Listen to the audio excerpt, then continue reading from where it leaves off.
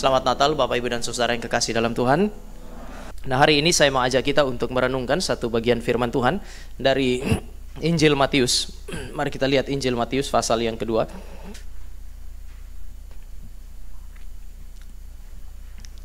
Kita baca bersama-sama cuma 3 ayat. Matius pasal yang kedua ayat yang ke-13 sampai dengan ayat yang ke-15. Injil Matius pasal yang kedua 13 sampai dengan 15. Kita baca sama-sama 2, 2, 3. Setelah orang-orang Majus itu berangkat, nampaklah malaikat Tuhan kepada Yusuf dalam mimpi dan berkata, "Bangunlah, ambillah anak itu beserta ibunya, larilah ke Mesir dan tinggallah di sana sampai aku berfirman kepadamu, karena Herodes akan mencari anak itu dan membunuh dia." Maka Yusuf pun bangunlah, diambilnya anak itu serta ibunya malam itu juga, lalu menyingkir ke Mesir dan tinggal di sana hingga Herodes mati. Hal itu terjadi supaya genaplah yang difirmankan Tuhan oleh Nabi, "Dari Mesir kupanggil anakku." Mari kita berdoa. Tuhan, kami datang dan kami berdoa mengucap syukur untuk penyertaan Tuhan, pertolongan Tuhan bagi kami semua, dan juga hari ini kami bersyukur ada kesempatan bagi kami untuk sekali lagi mengingat kasih karunia Tuhan yang diberikan bagi kami di dalam Kristus, anak tunggalnya, yang telah menerima tubuh dari Sang Bapa melalui pekerjaan Allah Roh Kudus, yang satu saat nanti kemudian juga dipersembahkan bagi kami supaya kami boleh menerima penebusan dosa. Kami bersyukur oleh karena Allah begitu mengasihi dan mencintai kami, maka kami boleh menikmati hidup di dalam Kristus itu. Kami juga bersyukur pada hari ini kami membaca dan merenungkan firman. Biarlah Roh Kudus yang memberi firman bekerja di dalam hati kami, pikiran kami, menerangi pikiran kami supaya kami boleh mengerti firman, melembutkan hati kami supaya kebenaran yang kami baca dan kami renungkan boleh menjadi kekuatan yang Tuhan pakai untuk mengarahkan kami sesuai dengan kehendaknya di dalam kehidupan ini. Di dalam nama Tuhan Yesus kami berdoa. Amin. Bapak Ibu Saudara yang kekasih dalam Tuhan, ya, kalau Bapak Ibu dan saya pada lihat pada bulan-bulan Desember, orang Kristen itu penuh dengan apa yang disebut sebagai perayaan Natal. Perayaan Natal nggak habis-habis.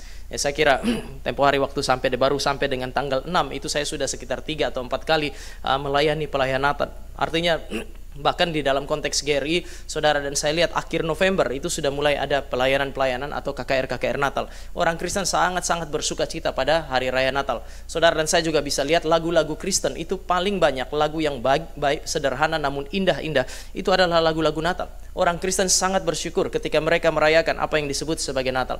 Pertanyaannya sekarang adalah mengapa saudara dan saya merayakan Natal? Berdasarkan teks ini saya mau ajak saudara dan saya untuk melihat beberapa hal. Yang pertama, kita bersuka cita pada hari raya Natal karena Natal adalah fakta kemenangan kasih kekal Allah. Sekali lagi, ini adalah fakta kemenangan kasih kekal Allah atas kebencian dan pemberontakan manusia. Manusia membenci Allah, manusia memberontak kepada Allah, namun kasih karunia Allah yang kekal, yang sudah ditunjukkan oleh Allah di dalam pemilihan, di dalam kekekalan, itu sekarang diwujud nyatakan di dalam sejarah. Dan bagi saya, kasih Allah yang besar, kasih Allah yang kekal itu telah mengalahkan kebencian dan pemberontakan manusia. Kalau Bapak Ibu dan saya melihat kisah ini dan juga kisah-kisah Natal lainnya, Bapak Ibu dan saya akan menemukan bahwa Natal itu berisi berita sukacita.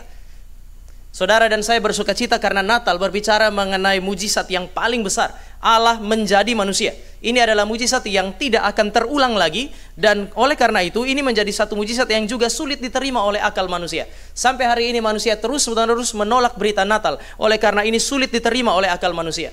Di dalam sejarah tidak ada mujizat lebih besar daripada ini. Allah jadi manusia, pencipta menjadi sama dengan ciptaan. Tetapi juga pada saat yang sama, saudara dan saya bersuka cita pada hari raya Natal, karena pada hari raya Natal, saudara dan saya menikmati tanda cinta kasih Allah yang paling besar. Kalau Allah mengasihi dunia, maka tanda yang paling besar, tanda yang paling utama ketika dia mau menunjukkan cinta kasih adalah dia memberikan anaknya.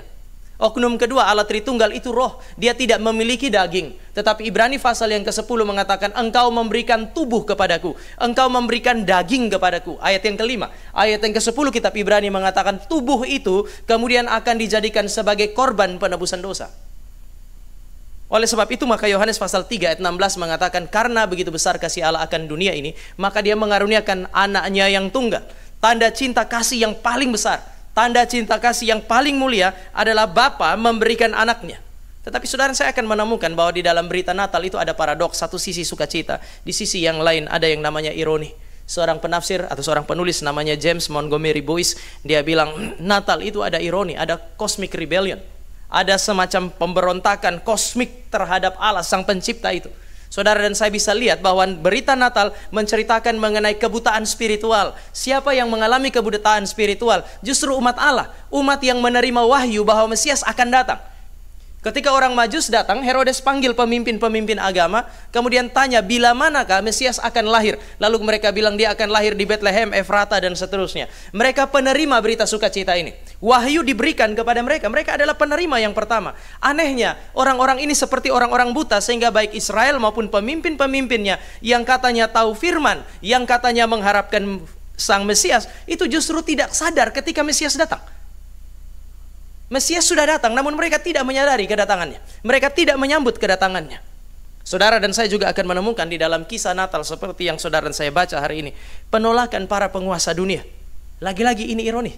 Kenapa? Karena di dalam Roma pasal 13 mengatakan siapapun yang berkuasa, entah raja itu baik, entah raja itu buruk, semua kekuasaan secara politis datang dari Allah. Allah yang memberikan kekuasaan secara politis. Tetapi saudara dan saya menemukan di dalam kisah Natal ada penolakan para penguasa. Di akhir hidup Yesus Kristus, saudara dan saya akan melihat apa yang disebut sebagai perlawanan Pilatus terhadap Sang Kristus. Mereka yang menerima kekuasaan sekarang memakai kekuasaan mereka untuk apa? Untuk melawan Allah. Berkali-kali saya bilang dosa itu serius, bukan karena dia besar atau dia kecil. Semua yang disebut sebagai dosa serius, karena saudara dan saya setiap kali berdosa, kita harus pakai anugerah Allah untuk lawan Allah. Itu kenapa dosa itu serius.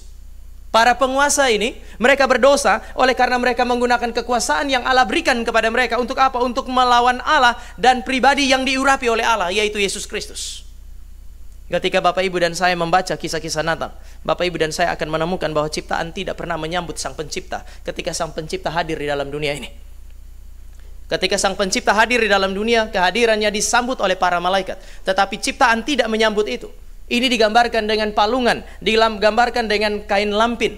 Bahkan sampai dengan Yesus Kristus dewasa, masuk ke dalam pelayanan publiknya, Yesus bilang, serigala mempunyai liang, burung mempunyai sarang, tetapi anak manusia tidak memiliki tempat untuk meletakkan kepalanya. Perlawanan kosmik terhadap Allah, terhadap kerajaan Allah, dan terhadap Kristus yang diberikan sebagai anugerah bagi Bapak Ibu dan saya.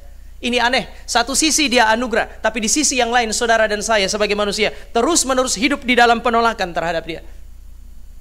Tetapi kalau Kristus lahir, bagi saya ini tanda cinta kasih Allah yang begitu luar biasa besar. Allah tidak kalah dengan penolakan manusia. Mari kita lihat Mazmur pasal yang kedua misalnya. Mazmur pasal 2, saya baca ayat 1, Bapak Ibu ayat 2, lalu ayat 4 kita baca sama-sama. Kitab Mazmur.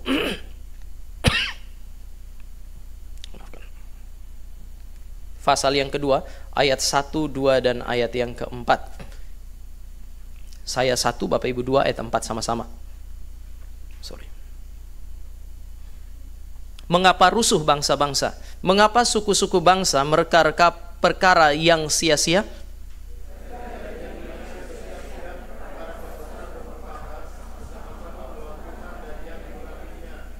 Mengapa rusuh bangsa-bangsa? Mengapa suku-suku bangsa mereka perkara sia-sia? Raja-raja yang ada di dalam dunia ini menggambarkan semua yang saudara dan saya lihat di dalam peristiwa Natal. Mereka bermufakat bersama-sama untuk melawan Tuhan, melawan Yahweh, dan juga melawan pribadi yang diurapi itu. Mari kita lihat ayat yang keempat, bagaimana respon Allah. 2, 3. Dia yang bersemayam di sorga tertawa, Tuhan mengolok-olok mereka. Mazmur mengatakan bahwa penolakan manusia, perlawanan dunia terhadap Allah dan pribadi yang diurapi, yaitu Kristus itu adalah perjuangan yang sia-sia, perlawanan yang sia-sia. Di dalam dunia ini ketika Allah telah merancangkan sesuatu sejak kekekalan, dan ketika dia mau mengeksekusinya, tidak akan pernah ada usaha manusia yang dapat menggagalkan rancangan Allah. Ayat yang keempat mengatakan Allah tertawa di atas tahtanya, dia tidak mundur. Bapak Ibu, Allah menjadikan konteks perlawanan dunia terhadap dia sebagai konteks untuk menyatakan kasih yang kekal dan kasih yang bersifat unconditional. Natal, sekali lagi Natal itu merupakan demonstrasi ketekunan Allah untuk mengasihi manusia secara konsisten. Sekali lagi, Natal adalah demonstrasi ketekunan Allah di dalam mengasihi manusia secara konsisten. Mengasihi manusia yang mana? Manusia yang secara konsisten membenci dan menolak dia. Saudara dan saya pergi kemanapun, yang saudara dan saya temukan adalah konsistensi manusia di dalam penolakan, di dalam kebencian terhadap Allah yang hidup. Tetapi Natal memberi petunjuk kepada saudara dan saya bahwa Allah itu begitu bertekun, Allah itu begitu mengasihi saudara dan saya secara konsisten. Alkitab bilang dia pilih umatnya sejak kekekalan. Begitu manusia jatuh di dalam dosa, di dalam sejarah, dia menjanjikan Mesias. Ketika manusia yang mendapatkan firman tentang Mesias mungkin sudah lupa Mesias kapan datang, Allah menggenapi janjinya. Betapa setianya dia. Ketika Bapak Ibu dan saya bicara mengenai Natal, saudara dan saya sementara merayakan kekuatan cinta kasih Allah yang tidak dapat dihentikan oleh dosa dan pemberontakan manusia. Saudara ketemu hamba Tuhan siapapun, tiap kali kalau dia melayani, meskipun dia gembala sidang, dia gembala jemaat, sebaik apapun dia, kalau tiap hari dia melayani dan tiap hari yang dia dapati adalah pemberontakan, perlawanan, saudara dengar baik-baik doanya, mungkin dia akan bilang, Tuhan kapan pindah? Pasti dia akan minta itu. Tidak ada orang bisa tahan terus-menerus di dalam pemberontakan yang terus-menerus dan konsisten. Tetapi saudara dan saya menemukan Allah itu tidak berhenti mengasihi saudara dan saya. Bahkan di tengah-tengah pemberontakan dan perlawanan aktif manusia terhadap dia, dia datang. Untuk apa? Untuk mengekspresikan cinta kasih. Saya kutip James Montgomery Boyce, dia bilang peristiwa Natal, kelahiran Kristus, itu berarti kekuatan cinta kasih Allah telah mendobrak masuk ke dalam dunia yang melawan dia. Bahkan kasih itu menghancurkan gerbang maut untuk menarik keluar umat Allah. Natal itu adalah demonstrasi cinta kasih Tuhan bagi saudara dan saya. Tadi malam ketika pendeta Stephen Tong khotbah, dia bilang kalau hari ini kamu kehilangan semua yang baik dan kamu bertanya apakah Allah mencintai saya, ingat baik-baik, Natal adalah tanda cinta yang paling besar. Allah ada di tengah-tengah manusia. Allah bersama dengan manusia yang melawan dia secara konsisten.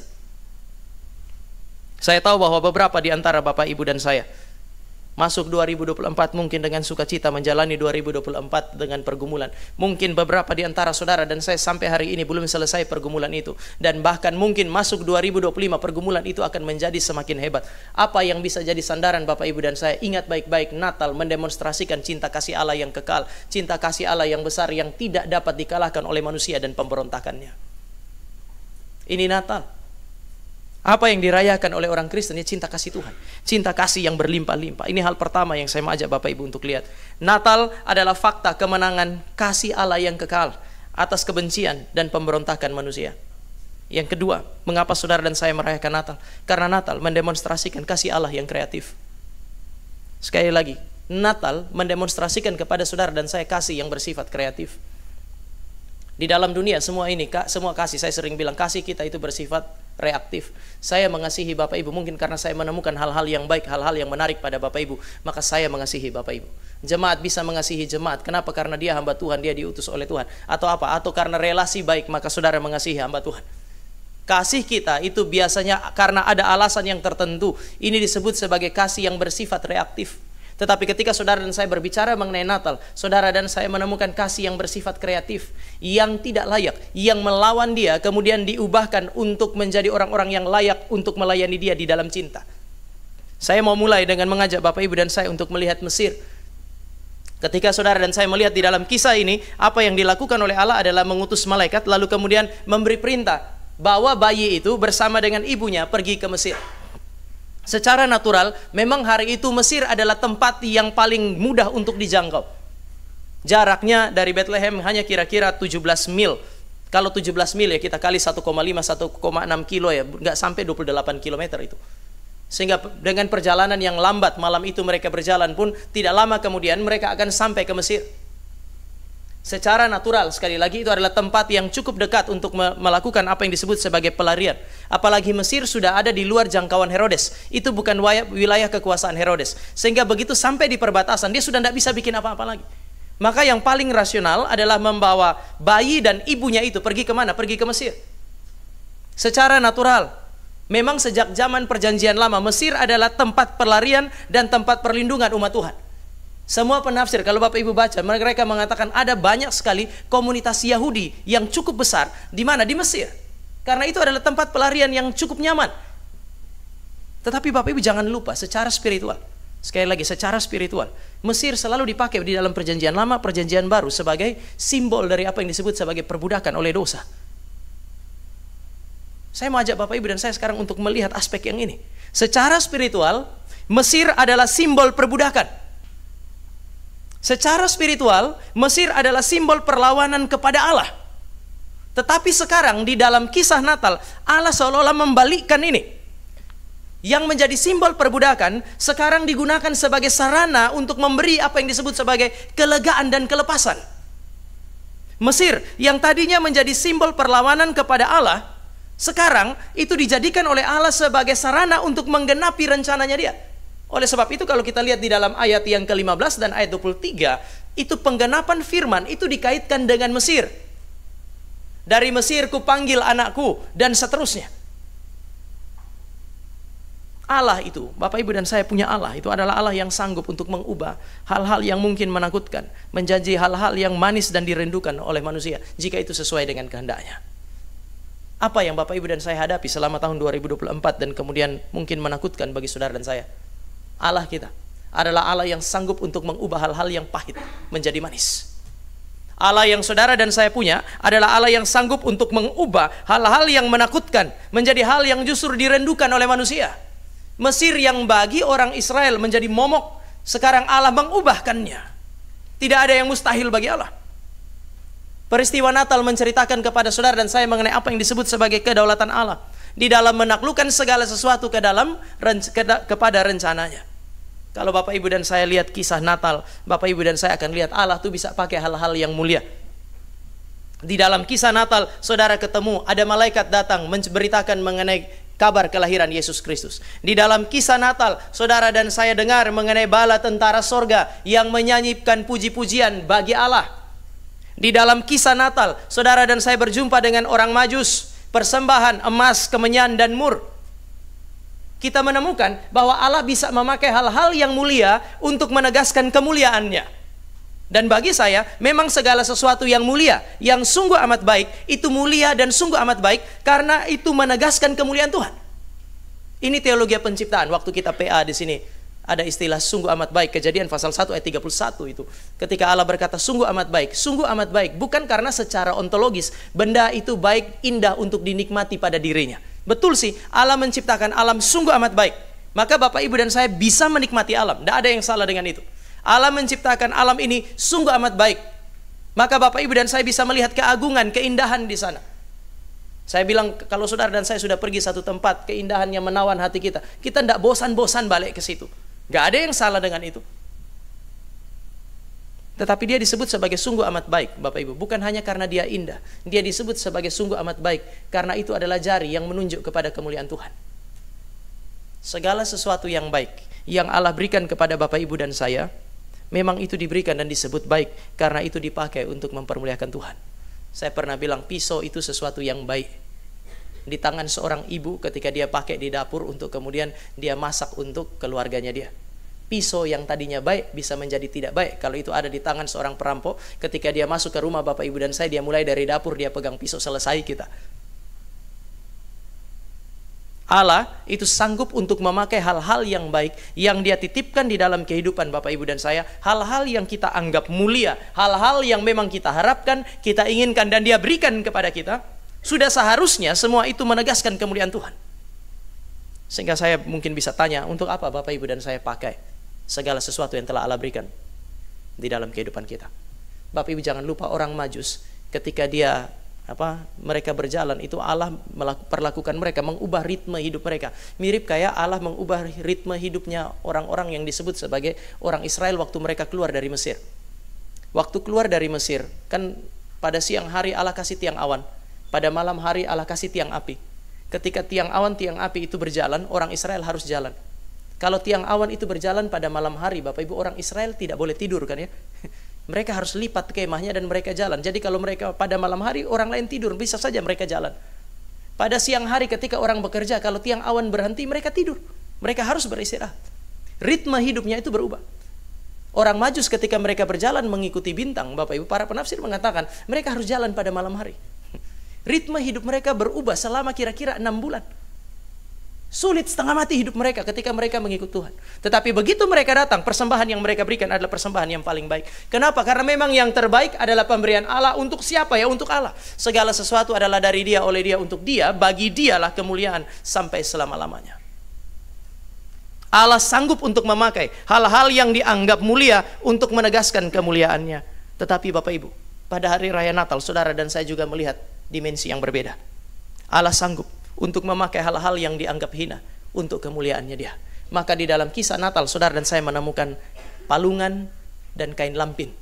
Bapak Ibu dan saya menemukan orang miskin seperti Maria dan Yusuf. Bapak Ibu dan saya menemukan kisah mengenai Simeon dan Hana, orang tua renta, namun Tuhan bisa pakai untuk kemuliaannya. Hari Natal bercerita mengenai hal-hal yang dianggap hina oleh dunia, namun Allah itu sanggup untuk memakai itu untuk kemuliaan. Bapak Ibu, sampai hari ini kita punya kesan Yesus lahir di kandang, kan ya?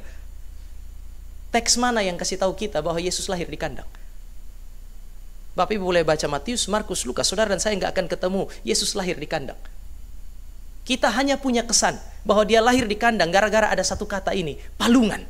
Lampin itu ada di mana-mana. Tapi kalau kita baca Alkitab elektronik kita, begitu saudara search kata palungan, umumnya kata palungan langsung dijelaskan tempat minum kambing dan domba.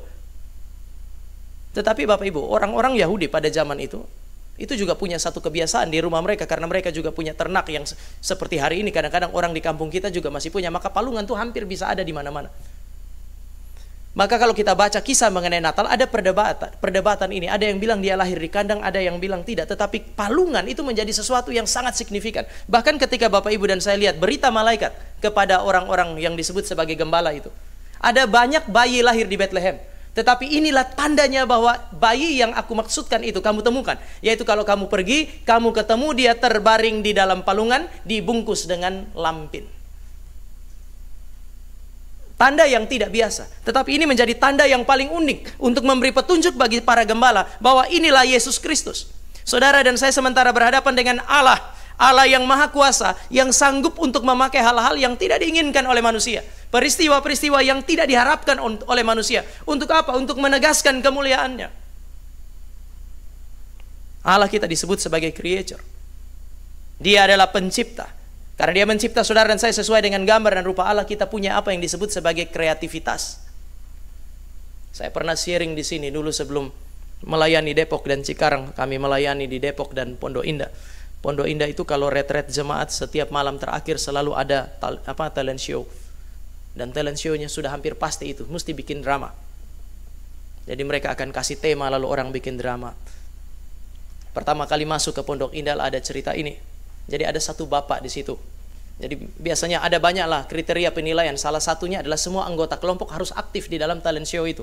Kalau ada kelompok yang anggotanya tidak aktif, itu tidak akan tidak dapat nilai maksimal itu. Dan ini salah satu penentunya. Nanti yang di dalam setiap kelompok itu mulai dari anak sekolah minggu sampai orang dewasa itu lansia ada di dalam kelompok itu. Setiap kelompok itu mau juara dan biasanya mereka akan menghindari seorang bapak. Ada seorang bapak di situ, itu diajak ngomong susah, disuruh bikin apa-apa. Pokoknya dia hidup tapi kayak kayu. Diajak ngomong susah sekali sehingga kalau sudah masuk sampai di talent show nggak ada kelompok yang menginginkan dia. Dan karena satu kali ada satu kondisi di mana Bapak Ibu di Pondok Indah itu ada beberapa orang yang selalu ditaruh dalam satu kelompok dan tiap tahun mereka juara saking kreatifnya.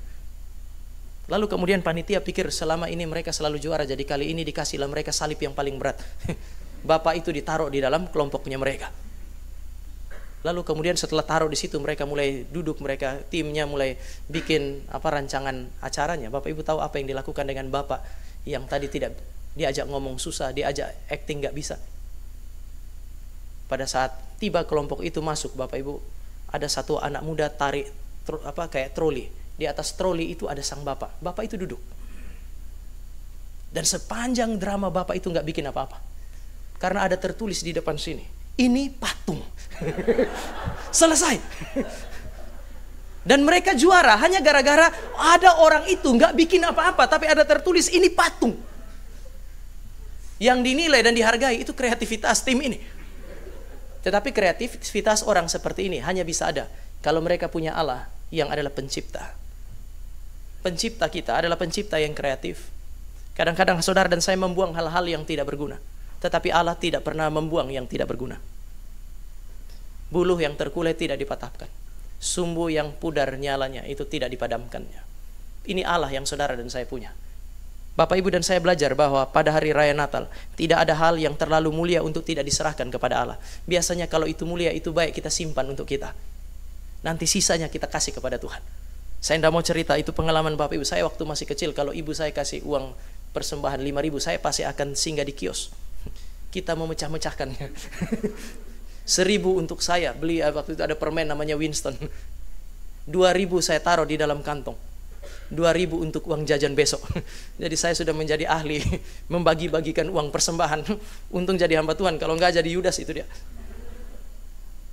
Sejak kecil yang terbaik itu buat bagi kita, sisanya untuk Tuhan. Natal bercerita mengenai hal yang sebaliknya. Tidak ada hal yang terlalu mulia yang tidak dapat diserahkan kepada Tuhan. Justru hal itu mulia dan dijadikan mulia jika diserahkan kepada Tuhan. Sebaliknya, jika Bapak, Ibu, dan saya hari ini adalah orang-orang Kristen yang merasa bahwa hidup kita adalah hidup yang tidak layak, di dalam dunia ini tidak ada yang terlalu hina untuk mencegah penyataan kemuliaan Allah melaluinya. Allah bisa menyatakan kemuliaan melalui orang cacat. Allah sanggup untuk menyatakan kemuliaan melalui orang-orang yang dianggap tidak penting oleh dunia ini. Allah menyatakan kemuliaan melalui Simeon, Hana, melalui para gembala, melalui orang miskin macam Yusuf dan Maria. Tetapi Allah sanggup untuk menyatakan kemuliaannya. Sampai hari ini saudara dan saya terus ingat palungan. Apa itu palungan? Itu kata yang membekas dalam pikiran saudara dan saya. Karena Allah telah memakai palungan dan melaluinya kemuliaannya itu dinyatakan di sana. Segala sesuatu yang terlihat hina akan menjadi mulia ketika Allah menyatakan kemuliaannya. Jadi orang Kristen seharusnya saudara dan saya tidak minder ketika Tuhan panggil dan kemudian dia mau pakai kita untuk melayani dia. Ada banyak keterbatasan kok. Kadang-kadang kan paling sering gitu, mari melayani, saya tidak layak. Memang kan, siapa di antara saudara dan saya yang layak untuk melayani Tuhan? Jadi kalau Bapak Ibu bilang saya tidak layak, sudah memenuhi kriteria pertama. Memang itu kriteria pertama seorang pelayan Tuhan, kita tidak layak, itu dia. Saya masih ingat waktu pertama kali masuk Cikarang, ada satu orang bapak, saya waktu duduk, dia duduk di belakang saya. Orang Batak, suaranya bagus. Begitu saya dengar, suaranya bagus. Saya tanya kepada bidang pelayanan, dia pelayanan apa? Pergi penginjilan aja Pak, tapi enggak itu. Saya bilang, liturgis kenapa enggak? Enggak pernah mau. Saya bilang, sudah nanti kasih tahu dia, kita ngobrol.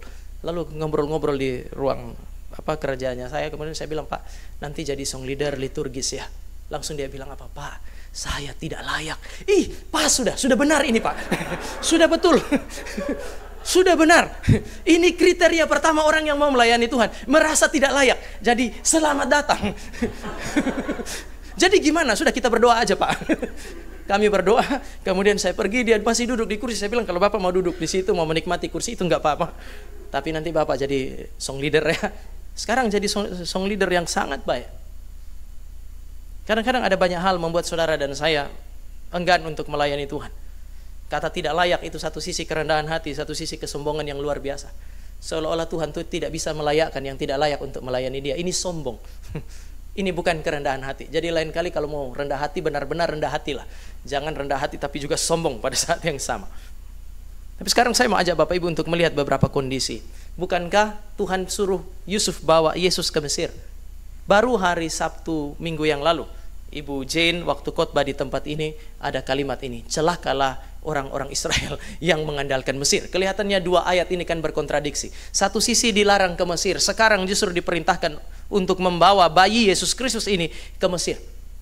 Kenapa ya? Ada dua perintah yang berbeda terkait satu entitas yang sama yang disebut sebagai Mesir. Tuhan tidak pernah mempersoalkan Mesir sebagai sebuah negeri. Tidak. Yang dipersoalkan oleh Tuhan di sana adalah hati manusia ketika berhadapan dengan Mesir. Saudara dan saya akan menemukan bahwa berita seperti ini yang terlihat berkontradiksi satu dengan yang lain adalah cara yang Allah pakai untuk mempersoalkan sikap hati manusia yang cenderung berpaut kepada hal-hal yang terlihat mulia. Tadi saya bilang pada zaman perjanjian lama memang Mesir adalah negara adidaya. Pada zaman perjanjian lama kudanya Mesir, kereta-kereta perangnya Mesir begitu terkenal.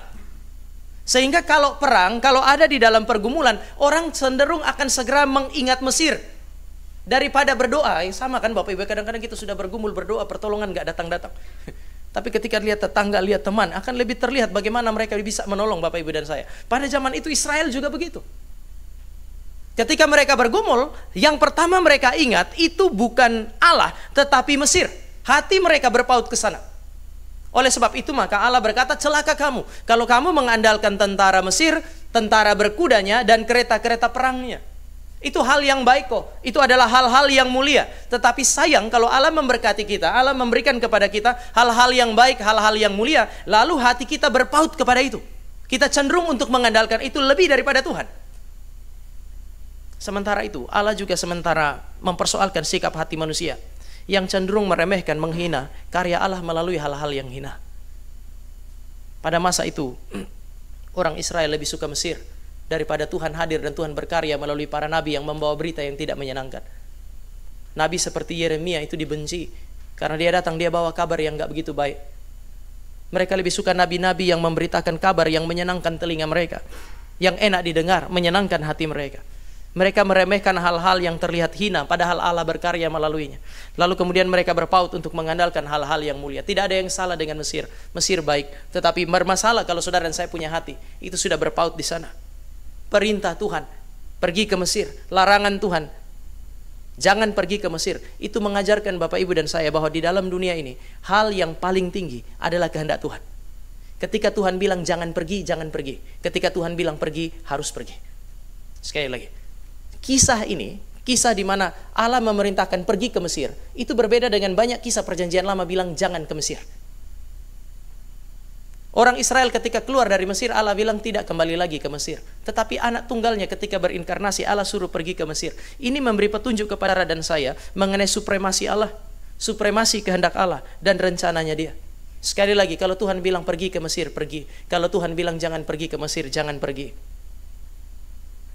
Ketika mereka tidak pergi, mereka menggenapi kehendak Tuhan. Ketika mereka pergi, mereka juga menggenapi apa yang disebut sebagai kehendak Tuhan. Maka kehendak Tuhan, kehendak Allah adalah motif utama di dalam hidup Bapak Ibu dan saya.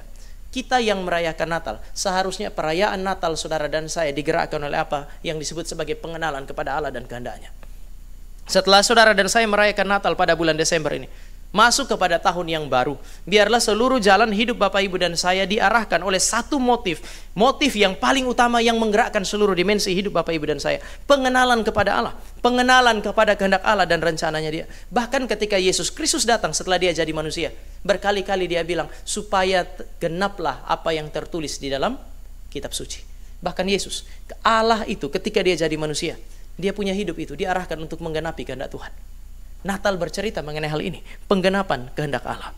Nah, saya mau tutup renungan hari ini dengan mengingatkan Bapak Ibu dan saya, tadi kita bilang Natal itu dirayakan karena bercerita mengenai kasih Allah yang kekal, yang menaklukkan segala sesuatu. Kasih Allah yang begitu kuat. Natal itu kita rayakan karena bercerita mengenai kasih Allah yang kreatif. Sekarang bagaimana hidup orang-orang yang menikmati kasih Allah yang kekal dan yang kreatif itu? Saudara dan saya bisa belajar dari Yusuf. Yusuf tuh miskin. Sekali lagi, Yusuf datang dari keluarga miskin. Yusuf punya hidup singkat sekali. Ada yang bilang bahwa pada saat Yesus masuk pada usia 30 tahun ke dalam pelayanan publiknya dia, Yusuf sudah mati. Sebab itu catatan tentang Yusuf itu sangat sedikit. Bahkan Bapak Ibu dan saya cerita Natal pun kita tidak ketemu Yusuf ngomong kan ya. Di mana Bapak Ibu ketemu kata-kata Yusuf? Saya pikir-pikir waktu persiapan ini Yusuf kayak Bapak yang tadi di Pondok Indah itu. Nggak ngapa-ngapain. Tetapi Bapak Ibu dan saya mesti ingat ini, kemiskinan dan hidup yang singkat itu bukan tanda bahwa Allah tidak mengasihi Bapak Ibu dan saya. Saya tidak tahu siapa yang akan Allah izinkan di antara Bapak Ibu dan saya melewati 2024, siapa yang tidak. Mungkin saja Tuhan tidak izinkan Bapak Ibu dan saya untuk lewat. Tetapi kalaupun tidak lewat, jangan lihat itu sebagai tanda bahwa Allah tidak mengasihi saudara dan saya. Hari ini gereja itu menjadikan kekayaan dan umur yang panjang sebagai salah satu tanda Allah mengasihi dia. Tidak. Yusuf itu dikasihi oleh Allah. Kasih Allah itu ada pada dia, tetapi hidupnya begitu singkat. Namun saya mau ingatkan Bapak Ibu bahwa hidup Yusuf itu meskipun miskin dan singkat, tapi saudara akan menemukan fakta ini. Allah ubahkan kehidupannya dia. Allah pakai hidupnya sehingga hidup yang singkat dan miskin itu bermakna. Bermakna karena berguna bagi kerajaan Allah. Bermakna karena berdampak di dalam dunia sampai hari ini. Orang miskin ini namanya terus disebutkan. Berapa banyak orang hari ini pakai nama Yusuf. Ada kenangan di dalam memori kolektif orang Kristen terhadap nama ini. Miskin sekali dia, tapi dia punya dampak yang begitu luar biasa besar. Berapa banyak orang yang hamba Tuhan yang kemudian pakai khotbah atau pakai teks yang berbicara tentang Yusuf sebagai khotbahnya dia, bahkan itu di dalam KKR yang memanggil banyak orang untuk meninggalkan dosa dan kembali kepada Allah. Dia punya dampak yang kekal di dalam dunia yang sementara. Kenapa? Karena Allah mengasihi dia dengan kasih yang kekal dan kasih yang kreatif. Bapak Ibu dan saya bisa lihat di dalam pasal 1 di situ dikatakan Yusuf itu orang yang tulus hatinya. Dalam bahasa Ibrani, bahasa Yunani, kalau saudara saya lihat kata tulus itu bicara mengenai dua hal. Pertama, secara eksternal. Secara eksternal ini bicara mengenai dimensi yang kelihatan, saleh.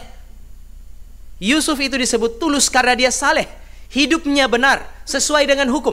Ini disebut sebagai saleh. Tetapi secara internal, arah hatinya itu benar. Yang membuat dia punya hidup beres sesuai dengan hukum adalah rasa cinta dan takut akan Tuhan. Ini yang bikin Yusuf enggan untuk melukai Tuhannya. Bapak Ibu menarik ya. Datang pakai malaikat, datang mimpi tengah malam, lagi tidur enak tuh. Anak ini mau dibunuh sama Herodes. Jadi sekarang bangun dan pergi. Bapak Ibu bayangkan kalau itu jam 2, jam 3. Kenapa malaikat nggak datang siang hari aja? Dia harus malam hari. Saya baru minggu lalu pengalaman ini. Vicaris Grace ada nggak? Sore Vicaris Grace masuk rumah sakit itu siang. Jadi dia kena tifus lalu kemudian dia masuk rumah sakit siang. Sehingga saya antar dia. Begitu dia masuk, tapi panitia sudah tanya-tanya, pendeta Tama di mana?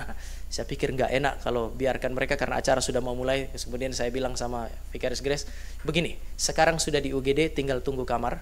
Saya yakin kamu ada di tangan yang terbaik. Saya sudah serahkan kepada Tuhan dan dokter. Jadi sekarang kamu sama mereka aja. Saya pergi pelayanan, Bapak. Habis pelayanan capek sekali. Lalu kemudian sepanjang malam sebelum kami tidur itu saya mau pulang ke sini ambil pakaian karena kami nggak bawa pakaian karena nggak siap untuk opnam itu. Tapi kemudian Vicaris Grace bilang ini, kelihatannya kamu lelah sekali, mending kamu tidur, besok pagi-pagi baru pergi. Saya pikir betul juga. Jadi abis bilang begitu, pasien belum tidur, saya sudah tidur. Dan Vicaris Grace bilang ngorok lagi. Cuman waktu pas mau tidur itu ada satu pergumulan, yaitu mungkin ada masalah di infusnya dia sehingga sering berhenti itu. Pas jam 1, jam 2 begitu saya bangun, Bapak Ibu. Mau pergi cek itu infus netes atau enggak, itu rasanya lelah sekali. Saya goyang tempat tidur. Grace, coba kau lihat dulu itu netes enggak, katanya. Dia bilang, saya tidur, kau bangunkan untuk lihat. Bangun itu menjengkelkan, apalagi di dalam kelelahan sedemikian. Waktu sudah siang, waktu sudah segar, baru kemudian dia bilang, kamu tahu tadi malam kamu tidur duluan, ngorok, sudah begitu tengah malam kamu bangunkan saya untuk lihat infus netes atau enggak. Orang kalau jaga, dia yang lihat, bukan bangunkan pasien untuk menjaga dirinya sendiri. Saya pikir betul juga, cuman memang sudah lelah sekali malam itu. Ya malam kedua saya yang jaga sih, cuman hari Minggu malam tuh betul-betul menuju Senin saya rasa saya enggak bisa. Waktu baca ini, Yusuf lagi tidur enak. Malaikat kasih mimpi dan malaikat bilang, sekarang juga Yusuf. Kalau saya Yusuf, saya akan bilang besok aja bos.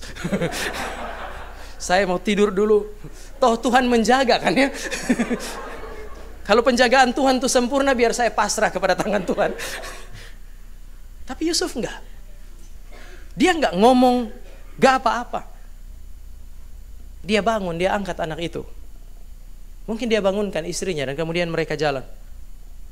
Bagi seorang laki-laki berjalan sendirian 30-an kilo mungkin bukan persoalan yang berat. Tapi membawa seorang istri yang baru habis melahirkan, menggendong anak yang baru dilahirkan, itu bukan pekerjaan yang mudah. Ada yang bilang mereka naik yang namanya keledai. Hari ini saya mau kasih tahu Bapak Ibu, sampai hari ini penafsir tidak sepakat naik keledai atau tidak. Kenapa? Karena keledai salah satu kendaraan yang cukup mahal hari itu. Kalau Yusuf miskin, dari mana dia dapat keledai? Bapak Ibu bilang, Tama, jangan mendramatisir. Kasihan sekali sekarang kami sama Yusuf. Nggak harus sampai sebegitunya. Tetapi saya kira perjalanan hari itu adalah perjalanan yang berisiko. Saudara dan saya tahu kisah mengenai orang Samaria yang baik hati. Perjalanan sendirian adalah perjalanan yang sangat berisiko hari itu. Sebab itu Majus tidak mungkin datang cuma bertiga kan ya. Membuat kota gempar karena itu satu rombongan yang sangat besar. dipimpin oleh 3 orang dengan persembahan utama mereka, tetapi itu adalah rombongan yang besar. Menempuh perjalanan yang cuma 30 km itu tidak mudah malam hari itu, tetapi Yusuf itu tidak mau melukai hati Allahnya. Yusuf mau menjaga hal yang berharga yang sementara Tuhan titipkan, yaitu bayi itu. Yusuf itu tidak mau membiarkan istri yang Tuhan berikan kepada dia itu kemudian mati di tangan tentaranya orang-orang yang diutus oleh Herodes itu. Tidak. Maka Yusuf kemudian mengambil keputusan untuk taat kepada Tuhan hari itu juga dan gak ngomong. Sekali lagi saudara, saya gak ketemu apa-apa perkataannya dia menjawab malaikat, enggak. Ngomong kepada Maria juga gak dicatat. Kata-kata Maria itu masih dicatat. Yusuf sama sekali enggak. Terlihat insignifikan, tapi bagi saya sangat signifikan karena dia menerima cinta kasih Tuhan. Dan karena dia menerima cinta kasih Tuhan, saudara, saya akan menemukan bahwa orang ini, orang yang dikasihi oleh Tuhan, itu Tuhan akan pimpin hidupnya dia. Pertama dengan memberi pemahaman yang benar. Tuhan utus malaikat sampaikan firman Allah sehingga dia mengerti apa yang harus dia lakukan. Orang yang dikasihi oleh Tuhan tidak harus umur panjang, tidak harus kaya, tetapi dia mengerti apa yang disebut sebagai kehendak Tuhan. Tuhan sampaikan firman melalui malaikat. Karena dia dikasihi oleh Tuhan, Tuhan kuatkan hatinya dia untuk menerima berita malaikat yang mungkin tidak begitu enak. Jalan malam ini, terima anak itu. Anak itu adalah yang kudus dari Allah. Roh Kudus bekerja atas Maria. Itu bukan anak dari laki-laki yang lain. Tapi tetap saja itu bukan anaknya dia. Dia harus ambil itu. Kemudian dia yang repot jagain anak itu. Dialah yang harus berjuang untuk anak itu.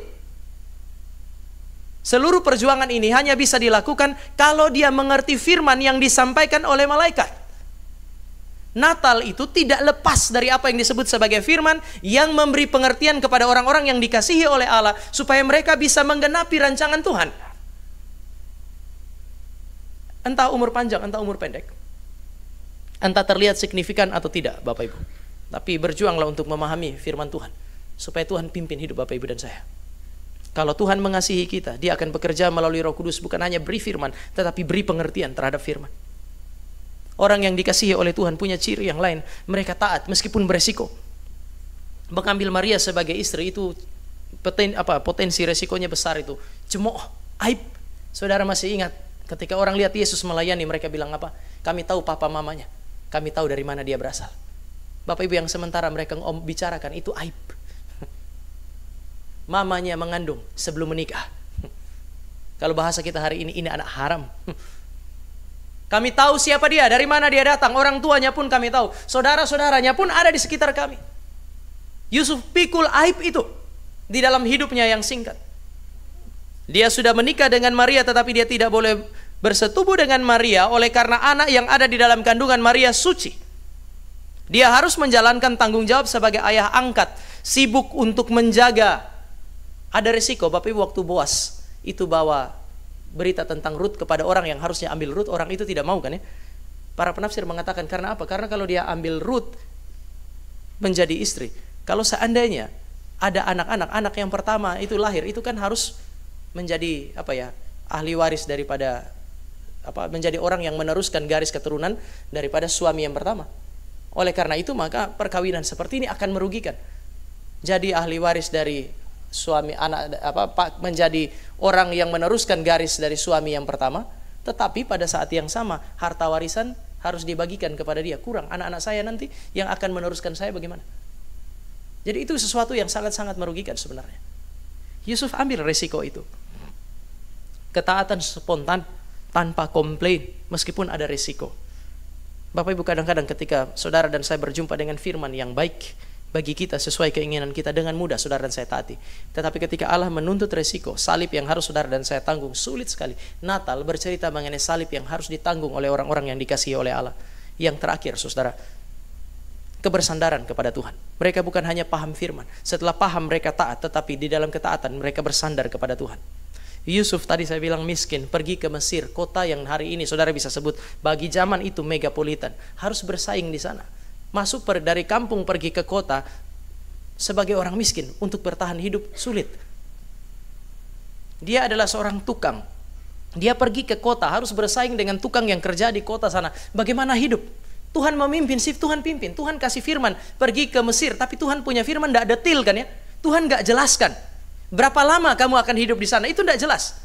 Jadi uang yang saat ini ada cukup atau tidak itu tidak jelas. Ini bagian dari resiko itu kan ya. Kamu pergi ke kota besar itu, kamu harus bertahan hidup di sana. Yusuf nggak tanya, ini yang saya bilang, diam aja. Harusnya tanya, Tuhan berapa lama? Saya akan kerja apa? Gaji UMR nggak? Nggak ada pertanyaan itu. Bagaimana hidup, bagaimana bertahan hidup, bagaimana Tuhan pelihara, semua tanpa penjelasan.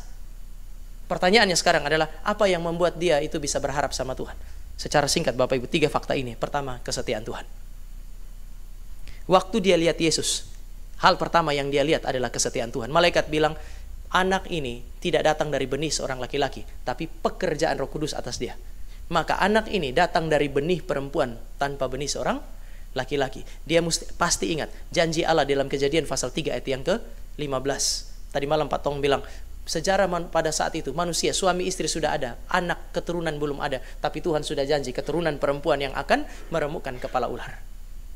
Hari itu yang Yusuf lihat waktu bayi itu lahir, bayi itu digendong oleh dia, yang dia lihat adalah kesetiaan Tuhan. Hari ini kalau Bapak Ibu meragukan kesetiaan Tuhan, bukti terkuat kesetiaan Tuhan adalah kelahiran Kristus 2000 tahun yang lalu. Hari itu yang Yusuf lihat, yang kedua adalah pemeliharaan Allah. Begitu bayi ini lahir, untuk menjaga kehidupan mereka selama beberapa waktu ke depan, Allah kirim orang Majus datang sujud menyembah kepada Yesus sebagai raja di atas segala raja. Mereka kasih persembahan emas, kemenyan, dan mur. Itu cukup untuk memelihara kehidupan mereka beberapa waktu di Mesir. Mungkin kurang, tetapi paling tidak Allah sudah memberikan sesuatu yang cukup untuk memulai kehidupan di Mesir. Ketika Allah memerintahkan saudara dan saya untuk taat, Tuhan itu adalah Tuhan yang baik kok. Dia adil. Dia nggak akan suruh Bapak Ibu dan saya pergi dengan tangan kosong. Itu sesuatu yang tidak mungkin. Saya salah satu hamba Tuhan yang tidak percaya ketika orang bilang saya mulai pelayanan ini dari nol. Tidak mungkin. Kalau uangnya nol mungkin iya, tetapi paling tidak Tuhan kasih kapasitas, Tuhan kasih segala sesuatu.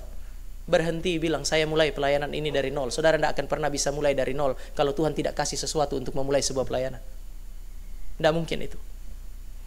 Allahnya Yusuf adalah Allah yang memelihara. Petunjuk terkuat bahwa Allah memelihara adalah siapa? Yesus Kristus, Raja di atas segala raja, yang menarik begitu banyak orang datang untuk memberi persembahan, dan itu mencukupkan kehidupan awal mereka di Mesir. Yang ketiga adalah yang dilihat adalah kasih Allah. Dan kasih Allah itu mewujud di dalam siapa? Di dalam Yesus Kristus. Bapak Ibu akan lihat di dalam pasal 1, anak itu akan disebut sebagai juru selamat manusia. Cinta kasih Tuhan itu terekspresi di dalam Yesus Kristus. Sekarang Bapak Ibu lihat, kisah Natal bercerita mengenai Yesus Kristus sebagai the object of faith. Waktu kita ibadah Natal kemarin saya bilang, merayakan Natal tanpa Yesus Kristus itu bukan Natal. Semewah apapun itu, sesederhana apapun Bapak Ibu dan saya merayakan Natal, jika saudara dan saya merayakan Natal dan Kristus hadir bersama dengan saudara di dalam gereja, di dalam keluarga, sesederhana apapun itu, itulah Natal yang sejati. Natal bicara mengenai Kristus sebagai the object of faith, tetapi Natal juga bicara mengenai Yesus Kristus sebagai fondasi rasa aman dan pengharapan Bapak Ibu dan saya. Hari itu Yusuf ada di dalam pergumulan yang sangat hebat terkait dengan masa depannya, tetapi dia cukup memandang kepada Yesus Kristus, dan kemudian dia menemukan apa yang disebut sebagai kesetiaan Tuhan, melihat pemeliharaan Allah, dia menikmati cinta kasih Tuhan, memandang kepada Kristus sebagai orang Kristen, cukup untuk bisa berharap dan bersandar bagi masa depan Bapak Ibu dan saya. Sebab itu sekali lagi Paulus bilang, jika Allah telah memberikan Kristus bagi kita, apa yang tidak akan Dia berikan bagi saudara dan saya? Cukup kalau Kristus ada di dalam kehidupan kita. Mari kita berdoa. Kami bersyukur karena pada hari raya Natal ini kami boleh mengingat sekali lagi kepada kasih Allah yang telah menaklukkan kebencian dan pemberontakan kami. Begitu besar kasih-Mu bagi kami, sehingga Engkau datang menebus dan menyelamatkan kami, orang-orang yang terus-menerus memberontak kepada Engkau. Bahkan di dalam pemberontakan kami pun, kami tidak dapat menaklukkan cinta kasih Tuhan ini. Kami bersyukur karena kasih Allah adalah kasih yang kreatif, kasih yang sanggup untuk mengubah kehidupan kami, untuk menjadi orang-orang yang melayani Dia.